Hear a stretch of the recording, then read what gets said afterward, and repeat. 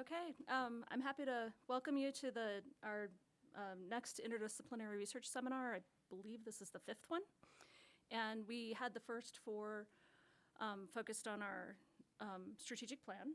So, well, first I want to talk about the goals. So our goals are to catalyze interdisciplinary research, especially around areas we want to invest in, and then also help us practice communicating these really complex ideas. And again, it's our strategic focus areas. So our first four seminars each focused on one of these areas, and now we're going to dig a little deeper into specific parts. And so one of our strategic focus areas is resiliency to climate change and accelerating agriculture's climate resilience. And so to focus on a specific topic in this area, we wanted to talk more about agrivoltaics, and so we put together a panel on that. We also decided to reach out beyond the boundaries of our college and reach out to people who are doing this in real life and to other colleges to help us think more about how to make more progress in this area. So I'm going to let Mark Uchansky start us off, and then we'll get to the panel talks. And a giant drink, yeah. Welcome, everybody. My name is Mark Uchansky. Thank you for attending. And although the rest of the format, I don't know if Amy mentioned, is 5-minute lightning talks, I'm getting a little bit of leeway on that. Because I'm giving a little bit more of an overview of this topic, agrivoltaics. So there's our relatively new logo. And so I'll start off with a did you know? Did you know that by 2040, our Colorado state goal is to be 100% renewable, including solar energy generation? And one big question is, how will we get there? Well, to get to that goal, if we expand that out to Colorado, and if we expand that out then to the US with similar goals by 2050, the estimates are that solar installations, if we look just at that topic, will require about 10 million acres of solar development to get to that goal by 2050. And that's about 0.5% of the total surface area of the US, which by a percentage doesn't sound very large, but for 10 million acres in a solar array, not in one continuous solar array, but solar development is quite a lot.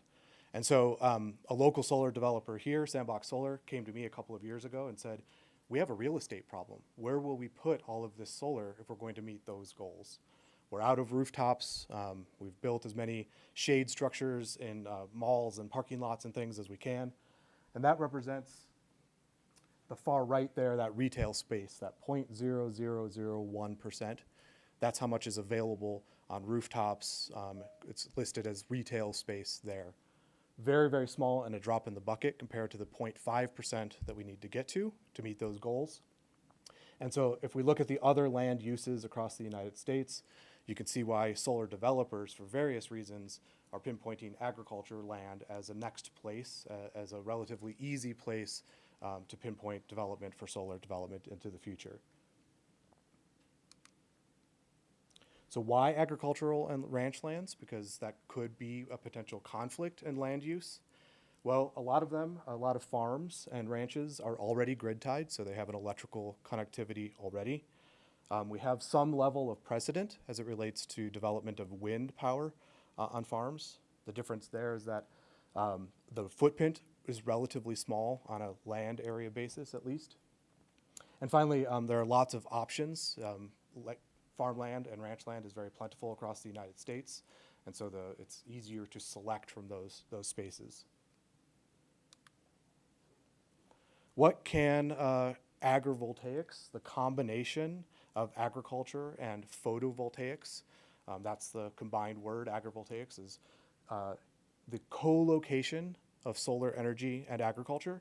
And in an ideal world, that's to the mutual benefit of both the solar electricity generation and agriculture.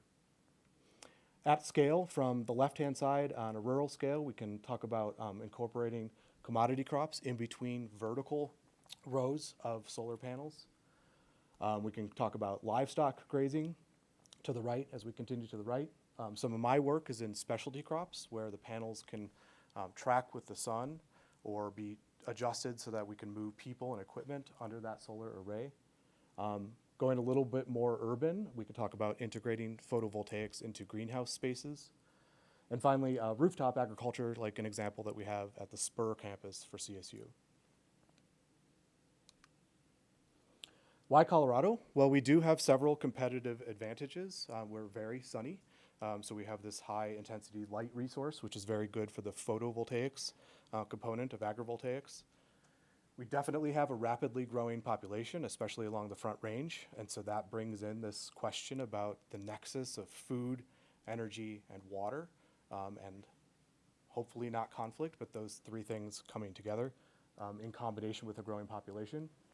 And finally, for my part, and part of the reason I'm passionate about this subject is because of the importance of agriculture to the state of Colorado and our economy, and wanting to do our best to preserve our agricultural and ranch lands to the benefit of the farmer, the landowner, and our solar development goals. What are the potential benefits? Well, these are some of the outstanding questions because there's a lot of potential benefits, but also potential pitfalls as well. For example, this could bring in additional farm income, but who actually owns the site and benefits from that income? We've seen extreme weather avoidance like hail on our research farm at Arctic South. And then down the list, ecosystem services, potentially shading for livestock is a very important agricultural production practice in Colorado, and potentially more. So I just want to, in the remaining couple of minutes, because I've hit my 5 minutes and I don't want to steal anybody else's thunder, is a couple of sites that I had the opportunity to visit just in the past 2 weeks. The first one is here near Timnath, Colorado. It's just a couple weeks ago, and this is an area that is brome grass. There's an irrigation ditch right along that middle strip of this slide, and it's about 140 acres in scale.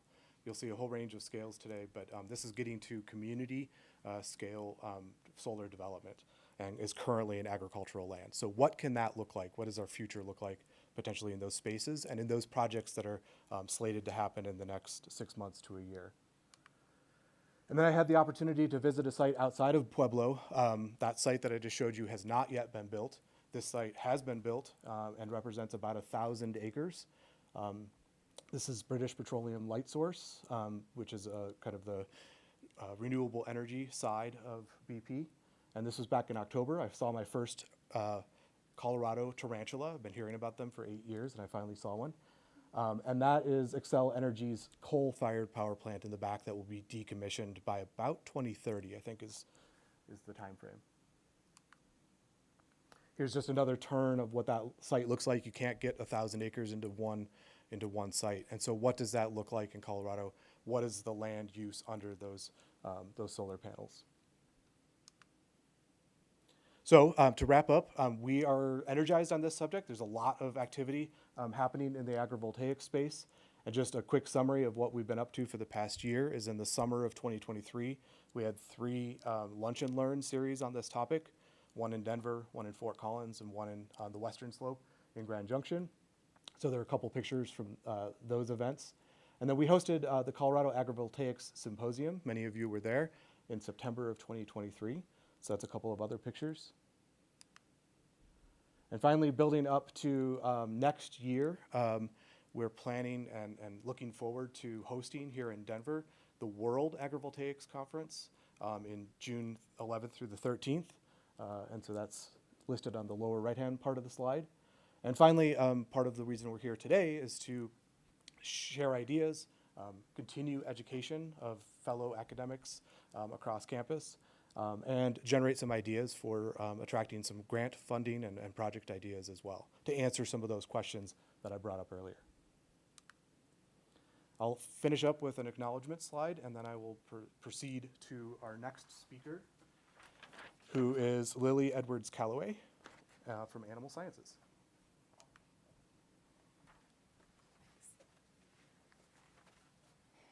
Thank you, everyone. So normally I talk fast, so this is going to be really fast, 5 minutes. So I wanted to share with you, maybe Monday afternoon, people might laugh, I sometimes think I'm kind of funny. So I wanted to share with you my kind of first experience in a solar farm. This was not it, this is for dramatic effect, but I'd never been to one. I was waiting to kind of do my part with the animals later, and so all the researchers were setting up their stuff, so I had a lot of time to kind of think to myself about what was going on around me. Very isolated, very quiet, until you kind of hear the solar panels start to track, and I'm like, wow, like what is out here? There could be a lot of things out here. Then the sheep are there, they kind of move closer, you can hear them chewing, and I'm like, oh my gosh, this is like, I love Stephen King. So I'm like, this is like a perfect place for a murder mystery that I hope I'm not part of, but one day I might write a book about it. So no stealing that idea. That was for real. I shared it out loud there. People didn't really laugh, and I shared it out loud here, and a couple people laughed. So I'll try 3 times. But so all jokes aside, I really started thinking about how the work I do in livestock welfare can kind of interface with agrivoltaics. So if we think about an agrivoltaic environment, we have animals on pasture, and when we add agrivoltaics into that environment, we're definitely changing the environment for the animals. So we're going to change what that environment looks like. We're going to change probably what the animals do in that environment. And so I think they're a real part of that conversation. So just to kind of share with you how we conceptualize animal welfare, because I think that's important to understanding what it means to animals when we kind of put different structures in their environment. I wanted to share with you the 5 freedoms. So there's a lot of different ways we think about animal welfare. The 5 freedoms, many of you may have heard of, but they're kind of the foundation to animal welfare work. So they've been around for a long time, originated in the 1960s, kind of in response to public outcry around how animals were raised in industrialized systems, but they've really become the foundation for a lot of our welfare programs. And so the 2 I want to address your attention to are number 2, so freedom from discomfort. And you can see on there it says, by providing an appropriate environment, including shelter and a comfortable resting area. So if we look at this system, we might have actually enhanced that freedom, right, for those animals. So we're providing a comfortable resting area that the animals are actually choosing to be under, and shelter, so as Mark mentioned, kind of a heat abatement opportunity for those animals, which I think is very positive. And then number 4, freedom to express normal behavior. So that's a really important one. The animal's ability to express its natural behaviors is something that is highly valued when we talk about animal welfare. And so by providing sufficient space, proper facilities, and company of the animal's own kind, we're helping an animal kind of exercise that freedom. And so again, if you look at this image, the sheep are acting like sheep. They're doing what sheep do, and they're making kind of choices within their environment to do that. And we provided plenty of space for them to be able to make those choices. So a lot of the work that's out there, albeit limited, really focuses on pasture-based systems, but I think there's a lot of opportunities beyond pasture-based systems where we can explore the application of agrivoltaics that would highly benefit animal welfare. So obviously this picture is not of an agrivoltaic image, but you can see there's a shade cloth there. So this is actually a slaughter plant, and there's a lot of focus at slaughter right now looking for ways to enhance cattle comfort because they're there for a period of time. It can affect their welfare. It can also affect quality. And so I think there's probably great application, maybe not the non-traditional type, at potentially slaughter facilities. This is a feedlot. So again, not agrivoltaics in this picture, but I think another great application outside of pasture-based that maybe might be applicable and a good use in the future. So 2 things I want to highlight on this slide. This is another welfare framework. So the 5 freedoms have adapted to new frameworks. The number 5 kind of continues throughout. So this is 5 opportunities to thrive. And if you look at that last one, opportunities for choice and control. So providing conditions in which animals can exercise control and make choices to avoid distress and make behavior meaningful. And so I think this is a wonderful picture of animals making a choice, right? And so we've provided them an environment, potentially in the future with agrivoltaics, well, they can make a choice for heat abatement. And so that could improve the quality of their time in that facility. The other thing I want to mention is that when we're thinking specifically about heat stress and climate resiliency, I think that's a huge topic for animal welfare. And the last kind of economic analysis of the cost associated with heat stress in livestock is 20 years old.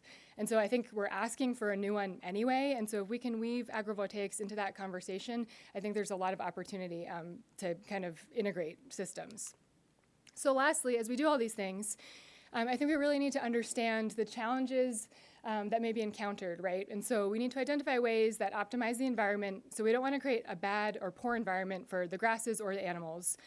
We want to enhance the quality of life for the animal in those systems. And we also want the technological benefits in those systems. And so I think, as Mark really mentioned, we need to find those mutual benefits. And so I think it's important to pay attention to all those different components as we move forward in this space. Thank you.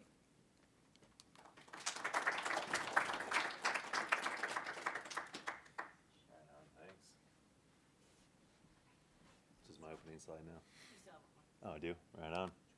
Hi, folks. I'm Byron Komanek. I'm going to get my timer going. I'm the owner and manager of Jack Solar Garden in Longmont and the director of our little nonprofit, the Colorado Agrivoltaic Learning Center, where we teach people about agrivoltaics. My family has a farm that's 24 acres. This is just one of our 3 pastures. This is an 8-acre pasture. When I moved out to my family's farm in 2016 and started learning more about haying and how much it sucks and how I didn't want to do that for a livelihood because we were losing money on it. So why not try to figure out something else to do with our land? And came up with the idea of putting solar on our land. And talking to Boulder County about it, they said, no, you can't do that. Like, farmland is farming, so go back to it. It took about a year of working with Boulder County to change their land use code so that we could build a solar array. And these are some of the images that we use to help incentivize them towards that idea. And hopefully, through the other pictures that I show you here, you can see that we've gotten at least close to these paintings. On that same field, we built a 1.2 megawatt community solar garden, 3,276 panels covering 5 acres, which is just about enough power for helping out 300 homes in our area. And just a few other images of what it looks like from the sky. But what we wanted to do was figure out how could we keep that land useful. So one of the ideas was let's prep the land and see what we can do with it. So working with Sprout City Farms, we use tractors to rip and till the land to create different types of crop beds where some of the farm workers out there this season were able to plant tomatoes, as you can see there, and lay out the drip tape so we can grow a wide variety of vegetables. I forgot to mention we were only built back in 2020, so this is the end of our 3rd growing season underneath our solar panels. They've grown a lot of different types of vegetables. I think just this year they grew close to 13,000 pounds of food underneath our solar panels. And they have about 2 acres to do it. A wide variety of different types of veggies. Basically any market garden vegetable that you can think of, they've grown it underneath those panels. And so then they've decided to take those vegetables and put it into the very first CSA in our country, growing crops underneath solar panels so that we could sell it back into the community. I have been eating vegetables grown underneath my solar panels for the past 3 years. I'm still here. I don't think I have any anger management issues because of eating those vegetables. That's always something that people come up with, like, maybe there's some cadmium or other stuff dumping into the ground and it impacts you. But I feel no change in my body from it. We also work with a variety of researchers out on site. So as I mentioned, we have about 5 acres of land that's divvied up between a variety of different partners. So just over 2 acres goes to Sprout City Farms to be able to work on crops.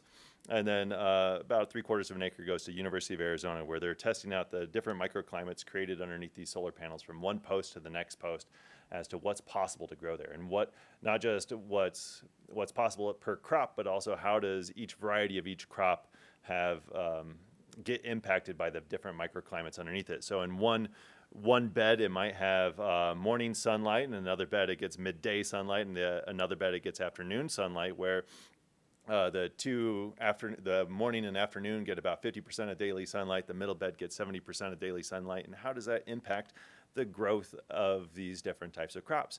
And so Amy Marble is out there on a regular basis working for Arizona, actually harvesting these crops, weighing them, and figuring out what the difference is between these different beds. But it's not just the weight and the product itself.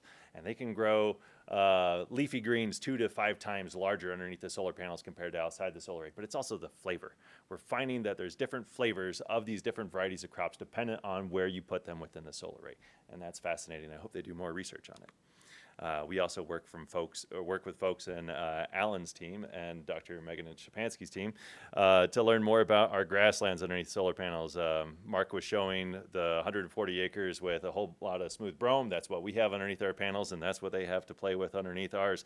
To learn more about how do the grasslands change within our system. Looks like some of my slides got cut off, but that works. So here on these grasslands, they're able to learn more about where within the solar array the crops grow or the grasses grow best.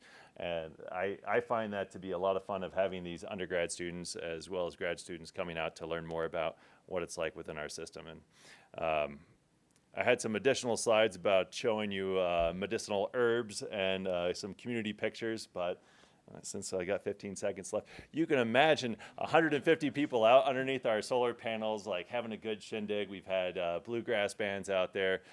We've served farm to table dinners.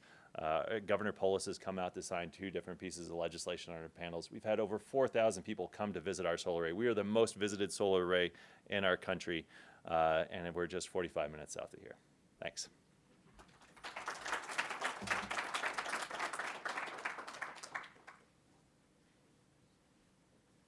I'll pass that off to Rick. Okay, so talking about love of your life in 5 minutes is a pretty big deal, so I'll try to not mess with her. So we talked about agriculture, we talked about poultry, we talked about animal husbandry. Now all we need is the voltaics. So that's what it is about. I'm Amit Munshi, mechanical engineering, and we have been, my lab group, we have been in photovoltaics research since 1969. So been around for a while. So just quickly giving you an overview of the types of solar panels that are used, and this is of course not made by us or anything, but these are crystalline silicon solar panels. They are basically wafers. We'll learn a little more about that here in a minute. And the next one, this is cadmium telluride. That is the one that we have our expertise in.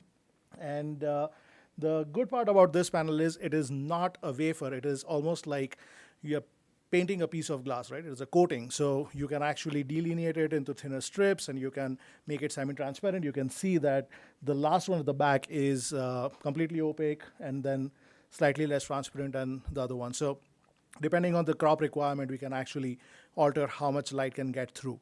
So just to give you a reference, that figure at the bottom right is a typical cadmium telluride high efficiency commercial panel.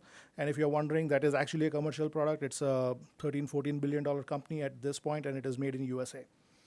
And the main component is cadmium telluride. That is where the light gets absorbed. The thickness of that is, I don't know if you can see there in that image, but there is a hair over there. So if you take a human hair, not mine, yours, and divided by 10, that is the total thickness of the solar panel that actually absorbs the light. Rest is just glass. And it is commercial glass, the same one, or probably cheaper than the one that goes on the windows. And to further give you a reference, this is the difference between the thickness of these 2 technologies. So we use a lot less material. We have a lot more freedom in how we can actually delineate and make lines and make it transparent. So the prospect of photovoltaics in agrivoltaics and related technology areas is, one is, this is a wafer type panels. You can spread them out and you can let light through. That is one way of doing it, but the one that we like more is being able to do this, because it can be modulated a lot more, plus it produces a little more power, and we can talk about it offline or during the panel discussion. My favorite application is being able to make these coatings on polymers. Right? In that case, we can actually make these polymer sheets, which are semi-transparent, and you can use them instead of shade cloth. And shade cloth is actively used in agriculture as of now, right? We know about that. So that is something that I'm personally most interested in, working towards that. And the reason for that is an example of how a solar panel cadmium telluride looks. It's just an edge, and you can see, you can barely make out the difference between the surface of the glass and the active material itself. And you can see there are lines. That's what delineates them into separate cells. And you can actually modulate them, and the light can get through. So that is one way of doing it. The second application is, even if you didn't have flexible panels, if you just took glass panels, you could actually use them in greenhouses. So that's the long-term prospect, a lot to work on, but there are applications already there, as we already heard about right now. So challenges. Challenges are quite a few over there. Starting with, semiconductors are extremely process sensitive, and to give you a reference, if we take the entire population of planet as the number of atoms, then the number of defects that we can have in the material is the number of people in this room.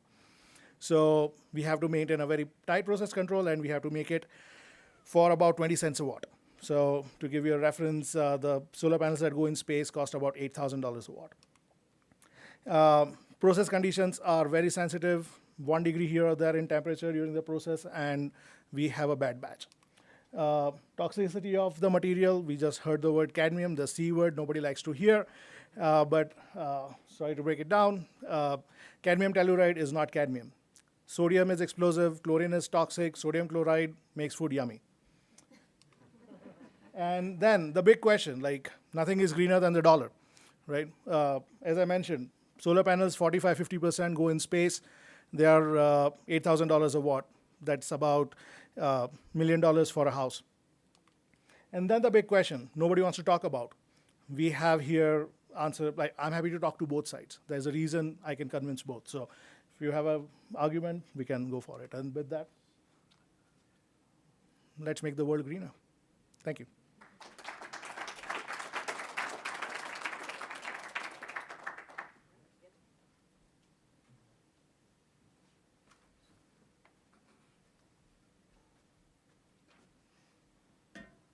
All right, well, thanks very much for the invitation to come and talk to you all today. I feel a bit like an interloper here. I'm not from the College of Agriculture. I often joke with folks that I don't know much about agriculture, but everything I know is from running with Gene Kelly. And I see the smile on your face. You know, that means I don't know much about agriculture at all. And please tell Gene that I said that, because I told him I would throw him under the bus to start this talk. Let's begin with what ecologists get excited about, which are these ecosystems like this. If you take an intro ecology class, these are the kind of pictures that are shown to you all the time. They're very complex, lots of topography, lots of species diversity, lots of different growth forms. So it's somewhat ironic that this is the ecosystem I work in as an ecologist. None of those words would be used to describe the grasslands of eastern Colorado. They're relatively flat, low diversity, single growth form systems. I find them fascinating. When I explain my research to my friends and colleagues, they often look like this. And so I certainly understand why I won't spend a lot of time talking about grasslands today in this regard. What I do want to do, though, is say this, that what makes these grasslands in eastern Colorado less exciting to other ecologists actually makes them really good for thinking about agrivoltaics and photovoltaic systems. And that's what I want to talk about with you today. Whoops, okay. So this is way out of order. Sorry to say. A bunch of slides. All right, that's okay. What I want to talk about is the effect that these photovoltaic systems or agrivoltaic systems have on grasslands. And I've been working at Jack's Solar Garden for a number of years, ever since it started. Byron's been great at hosting us, and we've been trying to understand the differences in light and the differences in water availability in these systems as they're influenced by these solar panels. Grasslands, a picture of the grasslands I showed you before, they're very homogeneous in terms of both light availability and in water. And if you walk into one of these solar arrays, the first thing you realize is how much different the light and the water environments can be. Overall, we've estimated that you can harvest about 35% of the sunlight that would normally impinge upon these grasslands at Jack's Solar Garden. You actually use less water as a result because of the shading effect of these panels, and you only reduce forage production about 10%. So they coexist pretty well, at least with the bromous inermis grasslands that we have at Jack's Solar Garden. One of the interesting things in these systems is how water gets redistributed. So think about the solar panels as the roof on your house, right? Most of our rainfall in Colorado falls in the afternoon, and so you get really high soil moisture on the western edge of these panels. These are tracking panels that track the sun throughout the day. You get really high rainfall and soil moisture amounts on the western side because that's where all the water is shunted. And so you get these interesting soil moisture patterns like this. This is a graph of soil moisture throughout the growing season, both on the western side of the panels, the eastern side of the panels, in between the panels, and underneath the panels. And the blue line is on the western side, so this is where all the water is being shunted off along the edge during those afternoon thunderstorms. Now, as a grassland ecologist, I would have bet anything that this is where you'd see the greatest grassland productivity as well. The greatest forage production in these systems should occur where soil moisture is highest.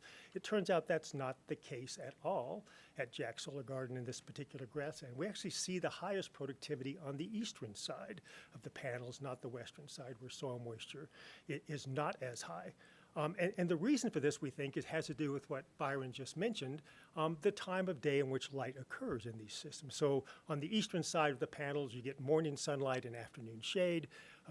On the western side, you get just the opposite, right? You get the sunlight in the afternoon. So even though you have high soil moisture, what you have are really hot conditions during the afternoon when the sun is impinging upon these systems. And so I think of it like when you either run in the morning or you run in the afternoon. You always feel great when you run in the morning. When it's cool and humid, it's a lot harder to run in the afternoon. I don't care how much water I drink before I run in the afternoon. I tend to look like this person bent over at the waist when I'm done. And so this brings up some interesting ideas about how we might manipulate the demand for moisture via the atmosphere versus the amount of moisture in the soil to really maximize productivity under these systems, under these agrivoltaic systems. So I think there's some great opportunities for thinking about how to integrate agrivoltaics and photovoltaics into agrivoltaic systems in grasslands, but there's a lot of challenges. One as Lily mentioned, is integrating animals into these systems, right? Grasslands, as much as I hate to admit it, are much more than grass, which is what I study. And I stole this slide from you, Lily, because it's a great example of what I want to compare next. So we know that livestock tend to like these shaded areas. People do as well. I have a lot of pictures like this that literally mimic the behavior of the sheep at Jack's Solar Garden. So the challenge that we have is limited knowledge. Most of what we know about agrivoltaics today is actually based on trying to fit agriculture underneath utility scale arrays. So the design of the arrays is based upon maximizing energy production per unit area. And then we see what we can do with agriculture underneath. I would argue what we need to do is think more about changing the design of the arrays to co-prioritize agriculture and solar energy generation. And that's probably the best way to move forward. The major barrier to doing that is that we lack the research facilities to actually do that kind of research. All the places I can work basically use utility scale designs, and it would be really great to have some facilities that allowed you to vary those designs. So let me just end with this. I think we should have a sense of urgency. This is a map of all the 1 megawatt facilities, solar facilities across the United States as of today. Byron, your dot is there in Colorado. And as mentioned, the speed at which solar arrays are likely to be built out is maybe tenfold what it has been historically. And so this map is only going to get yellower and yellower over time. It really would behoove us as a land-grant institution, right, to think about learning as much as we can about how to integrate these to have the most positive impact on the Colorado environment. Thanks.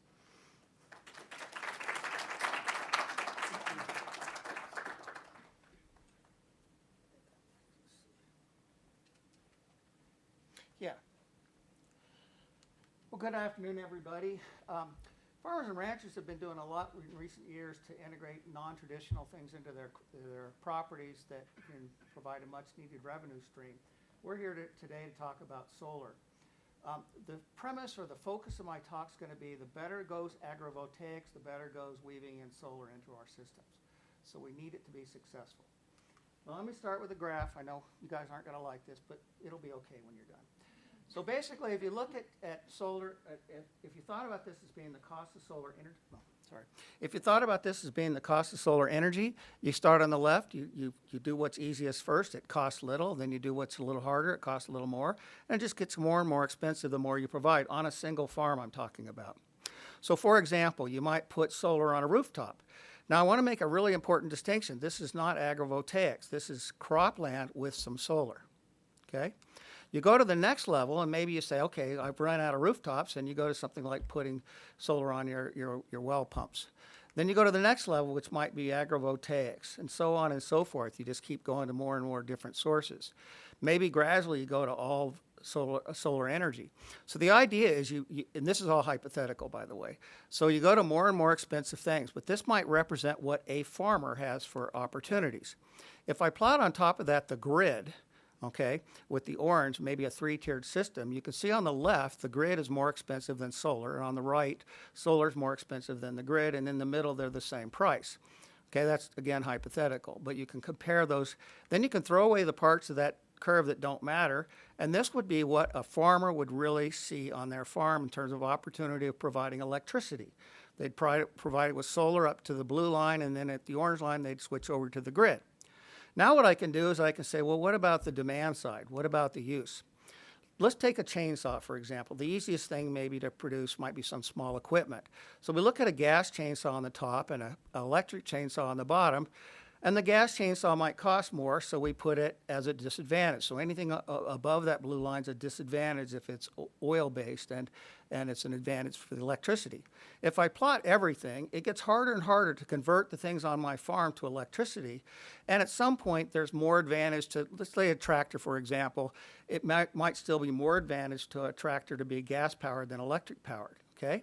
So for a farmer, they're looking at converting all their equipment toward electricity, and they're looking at converting, or they're making their own electricity at the same time, simultaneously. So we're building a tool right now for peach orchards in Grand Junction, and we'll apply it to everything we can think of.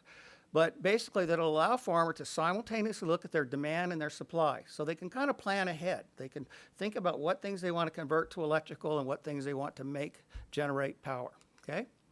Now, we're also worried about people that have this situation where they have a lot of production and no demand, or they have a lot of demand and no production, because then maybe solar isn't right for them, okay? So this way they can plan ahead.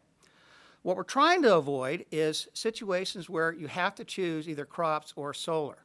We have some experience with this. Back in the early 2000s, we pushed really hard for ethanol. And what happened is farmers responded. They converted soybeans to corn. And when they did, the soybean prices rose. And then people wanted to replace that soybean acreage somewhere else. And what it led to was massive deforestation in other countries. So people get a hunger. When you take away ag land, they get a hunger for ag land somewhere else, and it's not usually good. Agrivoltaics, I said earlier, is going to, the better we make it, if we make it the choice you'll choose instead of just crops or just solar, it's going to make everybody a little happier, okay? Now, what we can do with economics is we can look at when, where, and how to make agrivoltaics preferred. I talked about the project I'm doing with peach orchards. I'm also working with Mark on a project, both with students, and we're just looking at all the ins and outs, how we can make it profitable. And of course, by the time I'm done, the day I put it on paper, it's going to change, okay? So we're building in the capability to allow people to change things very quickly. Okay, they change the information quickly. Economists also look at policies. We can look at things like adoption of patterns, like who's going to adopt and who's not going to adopt, farm profits, for example. We can look at energy production. And I'll just leave you with the last example of a policy we might look at. What if you made a law that you couldn't replace crops with solar, okay? Which a lot of people are talking about and some people have done. We can look at the impacts of that policy on the farmer. We can look at it on the energy, on the community, on people who buy from the farmer, and so forth. So that's the kind of work we do. And that's all I have. Thank you.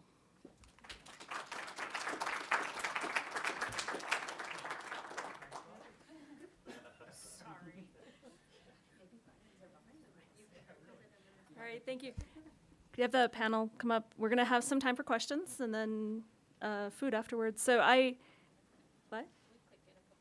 Oh, got to click a few more times. Oh, no.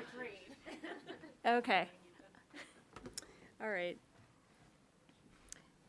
So we have a mic for questions, which is right there. And I'll be taking that around and then to the audience. And Mark will be up here with the panel. I just, again, wanted to especially thank everybody, the panel, for all the work that you did to present your work in such a short amount of time. And then I hope that you're seeing what I see, or I believe, is that Colorado is uniquely and very well suited to agrivoltaics research. There's a lot of questions here that I think we have an advantage in answering. So I hope you'll engage in that. So, okay. Thanks, everybody. Thanks, Amy. And thanks for your attention for those lightning talks. Thanks to all of our presenters. That's really, really hard. You can spend a couple hours working on a presentation that's 5 minutes or less.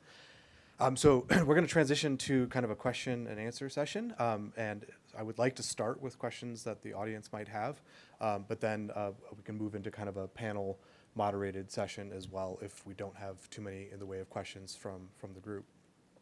So with that, we do have that microphone floating around. Do we have any initial questions? Yeah. Amy will hand you the microphone. Thank you. Hi, Brian Wilson from the CSU Energy Institute. So we've touched on high-valued crops, vegetables, and we've touched on grasslands. A a lot of the acreage, in between on commodity crops and grains.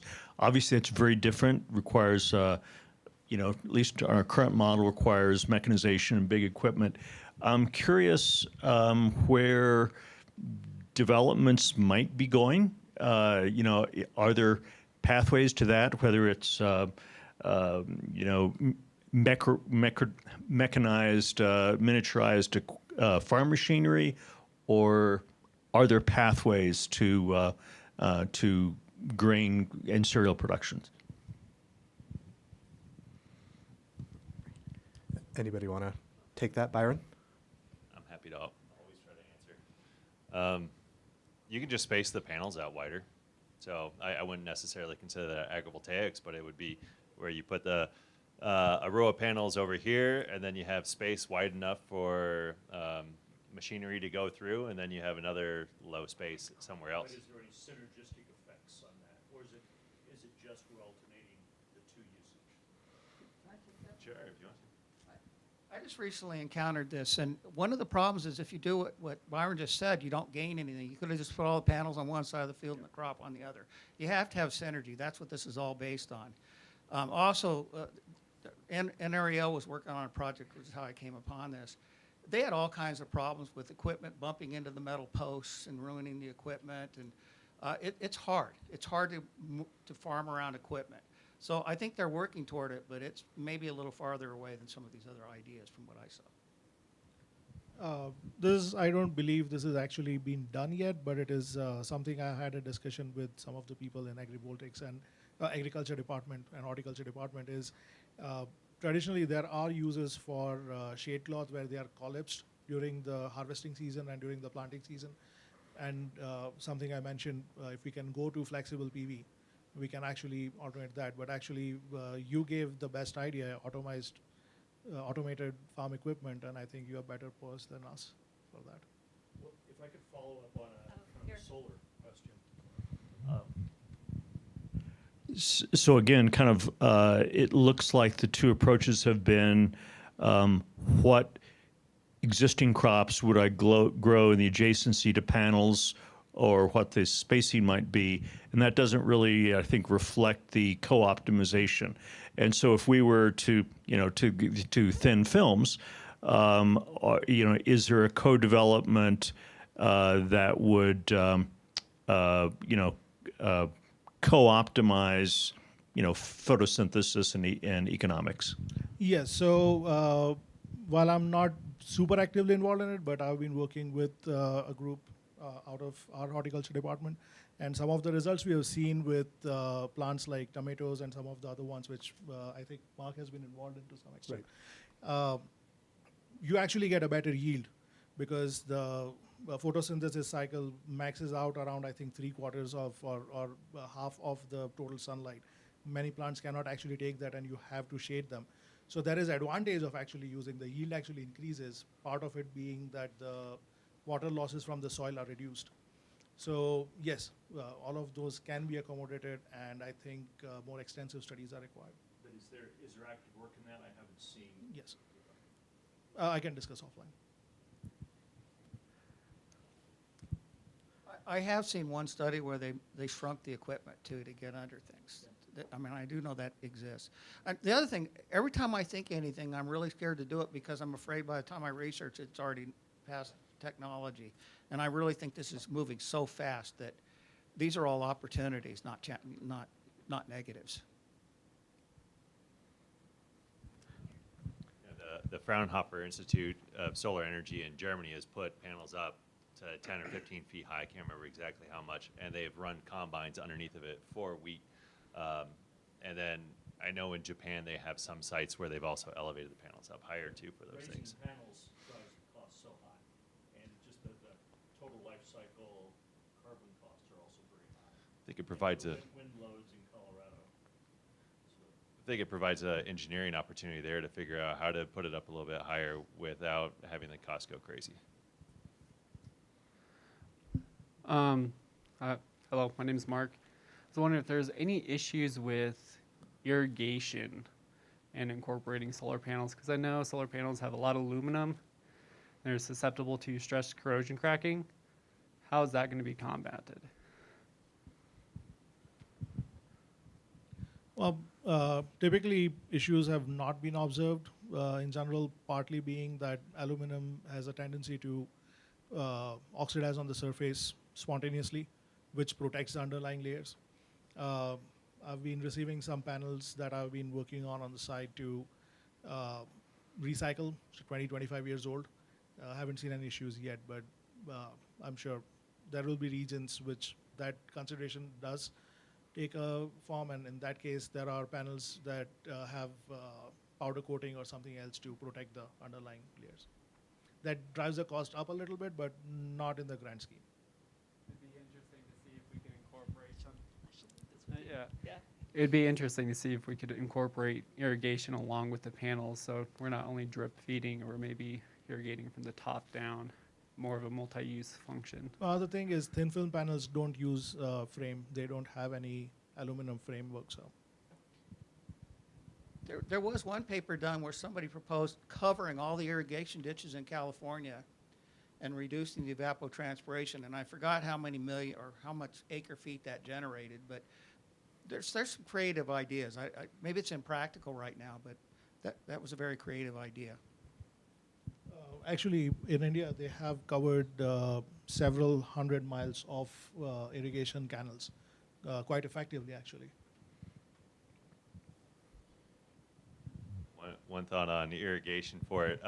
If you're doing a sprinkler system and you have a bunch of panels that have glass on it that's getting really hot in the afternoon sunlight, where our glass temperatures could be 165 degrees plus, and then you're putting nice cold water on it, I hear about having the potential for microfractures. So having the irrigation system below a solar array, I think is important, but maybe there's ways to do otherwise. I've also heard of, there's a site in Delta County that was really contentious for a while, but has been approved by Guzman Energy, where they are integrating an sprinkler irrigation system underneath the torque tube, so that they can help continue to irrigate grass underneath the panels. Thank you for the live questions. And Anna, did you have some questions online? We'll maybe do an online one and then come back to. Sorry about that. Didn't realize you had already handed it off. Sorry. This question is from Todd Ballard with CSU Extension. It's for you, Lily, I think. Is the number of cattle deaths from hail lower in feedlots with photovoltaic panels above them as compared to CAFOs without photovoltaic panels? And could you also explain what a CAFO means? Yes. I feel like I'm like on a trivia game, and I'm the one that's supposed to go like this, but that's a hard number to know. So the number of deaths of cattle under photovoltaic systems and feedlots or under them versus not under them, but with hail. That's the question? Yeah. Okay. I do not know the statistics of that. I do think it kind of came up a little bit with equipment and wind and height in Colorado. So I think one concern with a lot of these is with shade structures, period, not just photovoltaics, is what is the load, what can it do with snow, what can it do with wind, so that animals don't actually get hurt underneath. So I think that's a big question. I think if we just don't talk about agrivoltaics for a second, but talk about shade, that's a big hot topic in the animal welfare agricultural space. We don't have a lot of shade in feedlots in Colorado, and I would say statistics on that across the U.S. are pretty hard to find on what actually has been implemented, but I think we need shade because if you look at death loss with or without it, oftentimes in the reports that there are animals that have the shade during a heat stress event, there's lower mortality. And so I think it's a trade-off. So I think you need a structure that's not going to harm the animals when you have inclement weather, but I think those structures could help animals when you have inclement weather on the extreme side of that. So I think that answers one part of the question. The other thing was CAFO, and that's a confined animal feeding operation is what that means. Yeah. I think that was the question. Yeah. Did you say shade was a hot topic? Yeah, no pun. There was actually no pun intended, but now I'm going to pretend that it was. So thank you. Okay. Sorry. So I can display my lack of agricultural knowledge. We recently had a meeting with some folks who operate large solar arrays, and we talked about hail, right? And of course, their concern is hail damage to the panels themselves. They actually have a people sit in like a NORAD-like room watching radar across the country, and they always turn the panels as vertical as they can during hailstorms to avoid damage to the panels. Of course, not thinking about animal welfare. So it's an interesting conflict you would have of how do you manage these things? Do you manage them to minimize the damage to the actual panels, or do you worry about the welfare of the animals underneath? Can I ask a follow-up question? Sure. So your idea of having cloth-based wouldn't, I mean, that's what I mean about technology changes so fast. If this becomes a problem, because obviously if you turn them up, then the cows hurt. If you leave them down, the panels hurt, right? But the cloth may be a different option. Is that? Yeah, it can dampen some of the incoming hail. It won't damage because it is thin film, it is basically think of it like a thin layer of paint on a polymer sheet. And in general, many of these panels actually, most of the panels that are installed in the field, they don't have tracking capability at all. They are all pretty rigid. And in that case, most of these panels, they can sustain pretty large golf-sized hail impact fairly well. It is only in some cases where these are all tempered glass, which means that the center of the glass is pretty robust. It is only an odd event when hail comes and hits it right on the edge. That's where the glass is weak and it shatters. That's a fairly rare occurrence, and if you have like 100,000 panels and 5 go out, it's not the worst loss.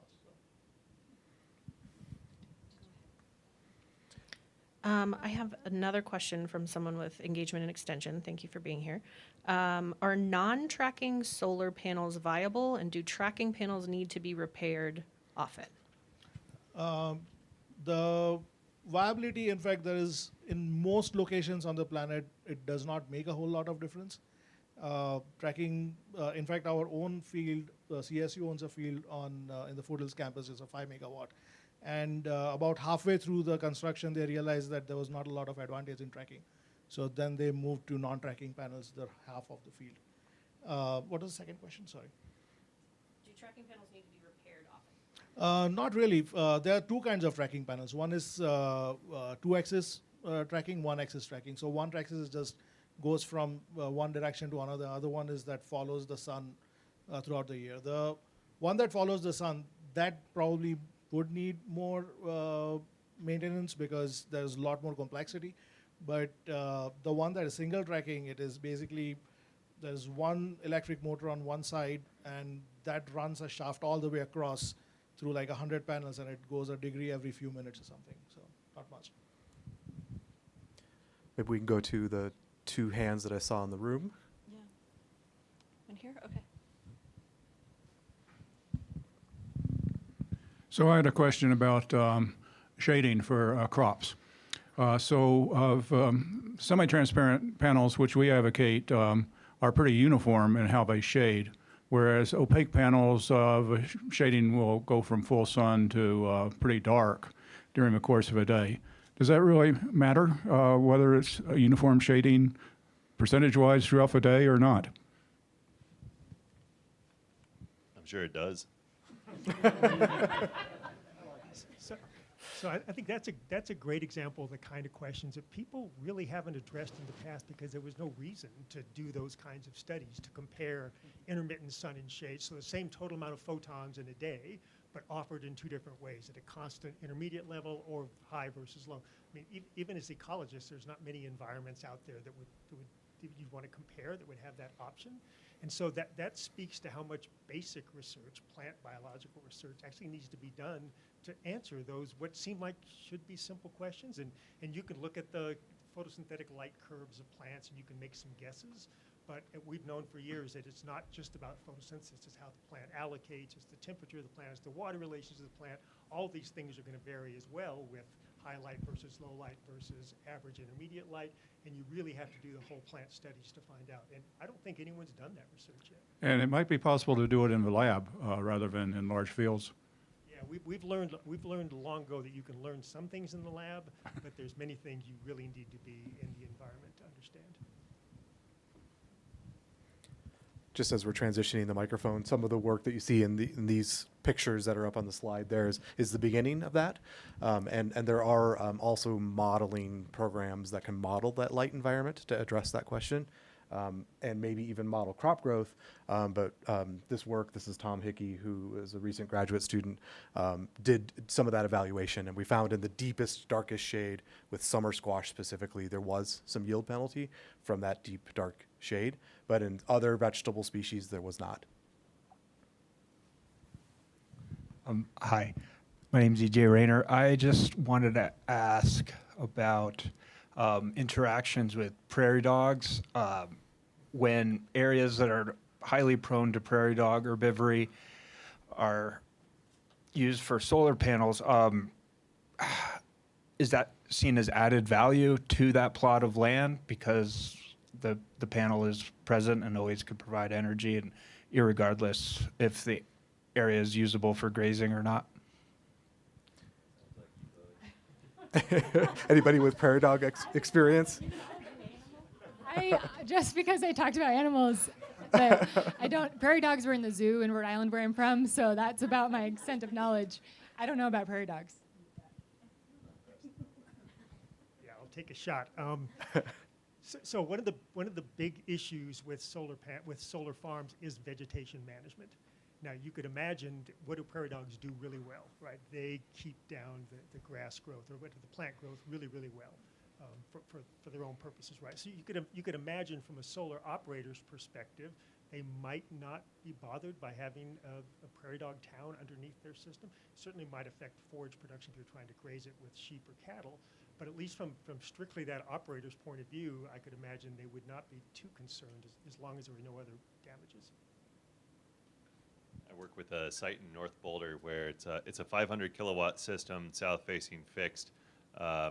It's has prairie dog colony all the way around it and had it in it. And then part of Boulder County's rule was if you're putting in a solar array, then you need to evacuate all the prairie dogs. So they all got moved out of the solar array, and then the solar array was built, and then they've been coming back in. What we've been trying to do over the past year is we planted in a variety of different perennial herbs to see which ones of these herbs will be able to exist without supplemental irrigation within a south-facing fixed solar array that have some level of economic value, and then also not be destroyed by prairie dogs. We've been finding that, or when we asked prairie dog experts about it, they were talking about how they don't like smelly things, and that's kind of what we find. So all of our mints seem to survive, whereas some of the things that are less smelly look to be mowed down to the ground.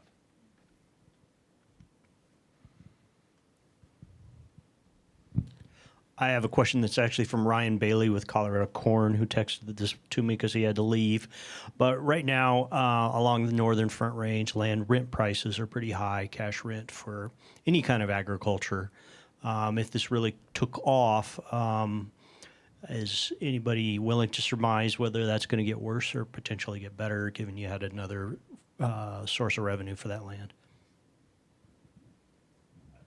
I hear rental prices for land from solar companies across the country range between $500 an acre a year up to $2,500 an acre a year. The $2,500 an acre a year is out on the East Coast. I've heard about even $1,500 to $1,800 an acre a year closer to cities along the Front Range. But a little bit further west, I've heard 700 to 900. That helps. This is where when I was talking about making agrivoltaics successful could make a difference, because bottom line is sometimes people can pay more to not have agriculture there. They can pay better rent. We've seen that with water. So I think if agrivoltaics becomes profitable enough, people won't want to do that. They'll want to do both rather than to just rent to somebody that's going to do solar. So, but it's likely to happen because they're going to have deeper pockets. So that's probably going to, I would guess, just like water. I know that's happened with water. It probably will lead to higher rents unless having agrivoltaics in pastures and croplands and other places can work better. Can we do one more in the room, and then maybe if there are online questions too? So my understanding, with your project and at Jack's, you had to plant in order to get the solar permits, or I think that's where you described it. That it was required that you had the land use codes required that land remain in agricultural use. My understanding is from a lot of the, if you look at the economics of agrivoltaics, 80 or 90% comes from the electric power production. So is there, the kind of the question is whether the additional revenue is worth the effort, or how do we transition to this to the point that in fact it is that it becomes a strong economic incentive as opposed to how we make it a stronger economic incentive. Well, Boulder County didn't require us to do that. We proposed to do it, and they, even during our activities, they did not require us to grow crops underneath of it. It was still a choice. But what they were trying to say is that we couldn't do solar on ag land, period. But then they allowed us to do it with our proposed project, but they did not put in those requirements. As far as the economics of it, yeah, I make my money off of selling the electricity, and then the land beneath the solar panels, I'm able to provide that space for other folks to have livelihoods. When we talk about the economics of it, I think of is it the economics for the traditional owners of solar assets that are big banks and hedge funds on the East Coast, or are we also talking about the potential livelihoods for people in rural communities that may not be expecting as much money as one of those entities would be out on the East Coast versus maybe some folks that are trying to run chickens and have a livelihood within a solar array, or figure out other opportunities.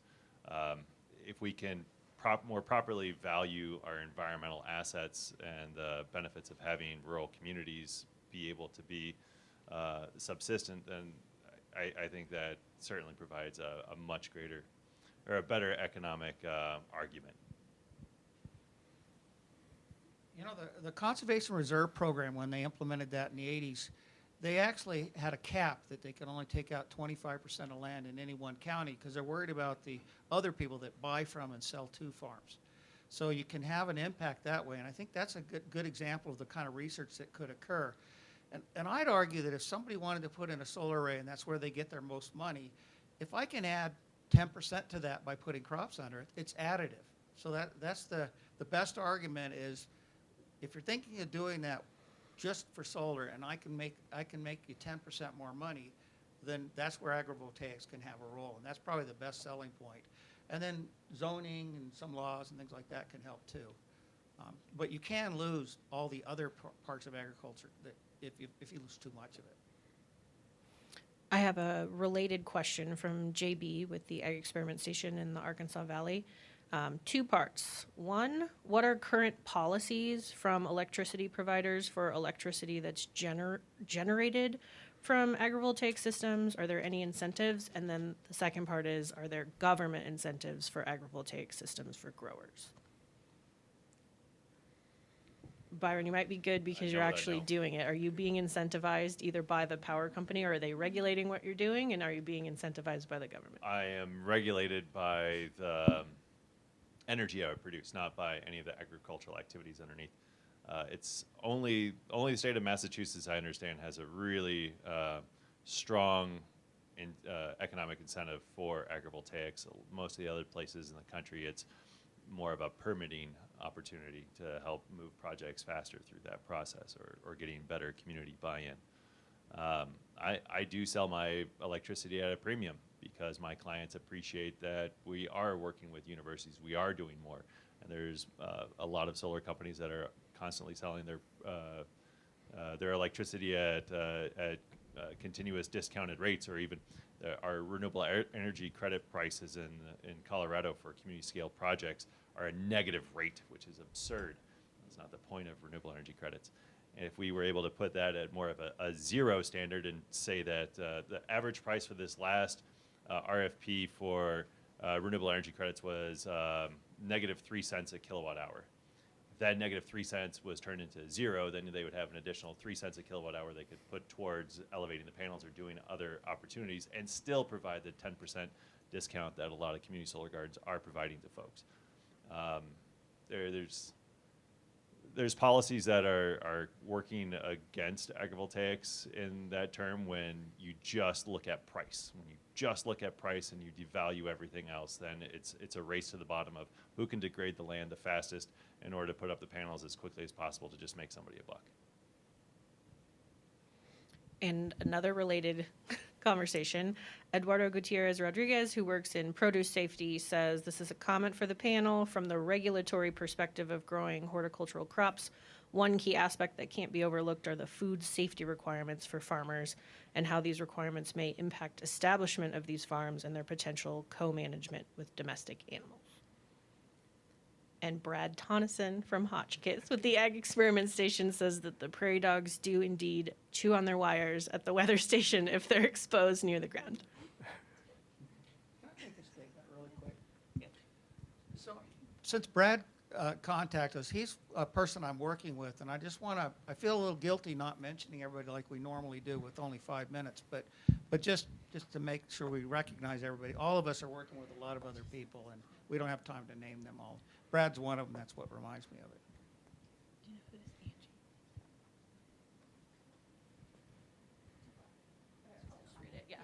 I just have one more comment that from a guest named Angie. It says, solar asset owner perspective here on the economic side. We compensate the landowner, the annual lease rate, plus compensate the tenant farmer to have them cultivate the land, grazing, apiary, or crops. Thank you from our online. Do we have others? Others in the room? See a hand in the back. Yeah, I just have one quick and random question. Have you done any research on the impact of the solar panel on the nutrient content of the crop that you grow underneath? And I know that you mentioned that you're eating vegetable for 3 years and you don't feel anything, but I'm not sure in the next 30 or 40 years. And Alan mentioned that there's a reduction in the productivity as well. And we know that there's a differences in the color of the sunlit and shaded leaf, right? I know the, the pigment chain and pigment composition chain, but I'm not sure the nutrient content and how it affects your diet, whether you need to eat more or eat less. Yeah, I can't imagine there wouldn't be some impact on nutrient concentration, nitrogen concentration, protein concentration. I think that's going to be very specific to the species, right, that you're looking at, whether it's a grass or a forb or a crop plant or what have you. But I'm sure, I mean, almost all studies, basic physiological studies have shown that if you vary the environment significantly in light or in water or in anything else, you will see responses. Whether it's going to take it below any sort of threshold, any different from what you'd see normal year-to-year variation, right? Drought years, you get different nutrient content than in wet years already. So there's a lot of inherent variability in nutrient concentrations in plants in the field. I don't know if there's been any studies that demonstrated a consistent change under photovoltaic panels.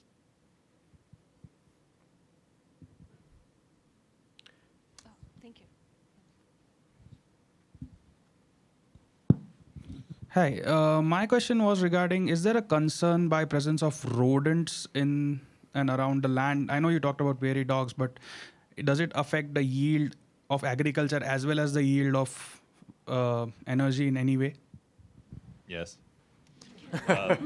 We have rabbits on site, and they are pests to all the vegetation that we grow. We have, we have plenty of field mice, but they do more damage to our irrigation system than they do to the crops, from what I can tell, and then a world of grasshoppers. But, yeah. Are there more? The only you mean as far as rabbits? I think the rabbits do provide shelter from raptors, and I noticed during the springtime before everybody starts coming out to the farm, that a lot of our finches or robins are spending a lot more time underneath our solar panels than they do on our pastures that are open full sun. Open full sun pastures, those types of small birds are only out in the field until about 8 a.m. until they go back up in the trees, whereas underneath the solar panels they stay out there until 2 o'clock or so in the afternoon. So I imagine that they provide some protection to these animals for those purposes. Or I mean, for the rabbits, it's also during the middle of the summer, it's cooler underneath them. So I used to have a good friend and colleague who studied grasshoppers and the thermoregulatory behavior of grasshoppers. And just for students out there looking for projects, right? These are the kind of questions that we know nothing about.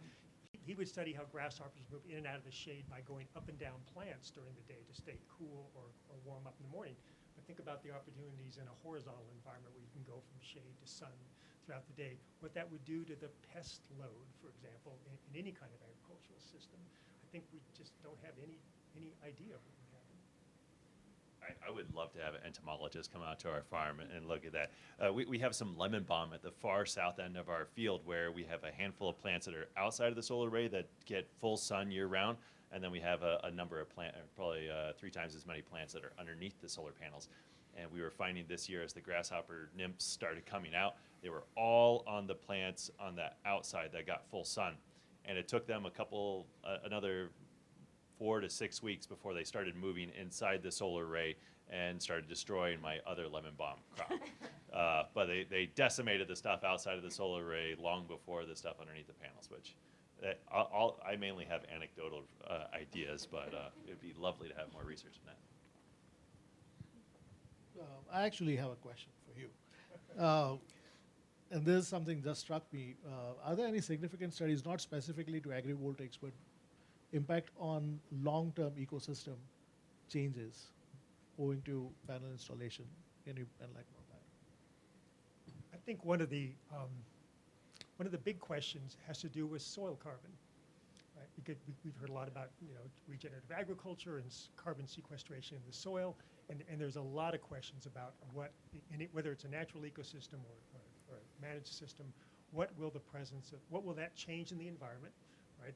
The change in the light regime, the change in the spatial variability of soil moisture, all those things. How will that affect the carbon balance of the system overall?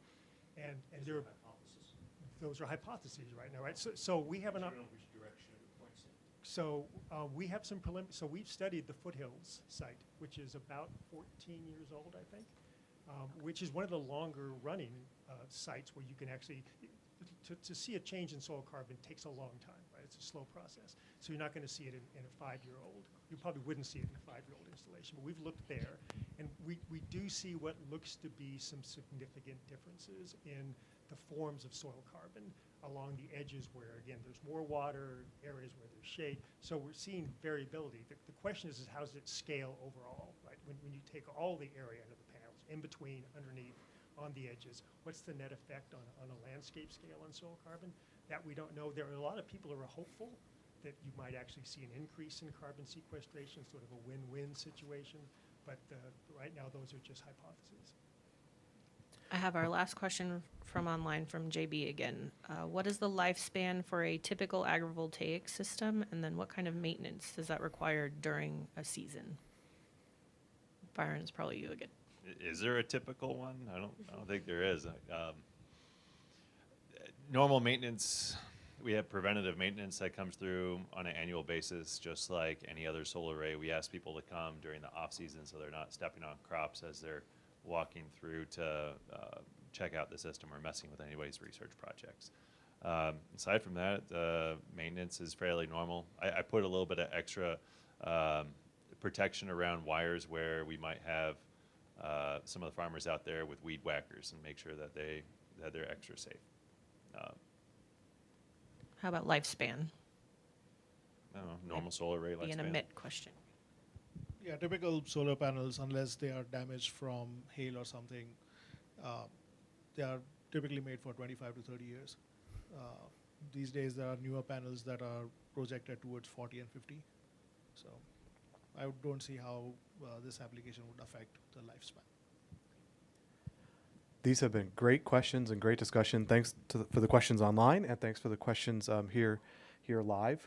I want to take the opportunity we'll wrap that session, and hopefully we invite you to enjoy additional conversation with some food next door. But thanks again to all of our presenters and panelists. Let's give a round of applause, please.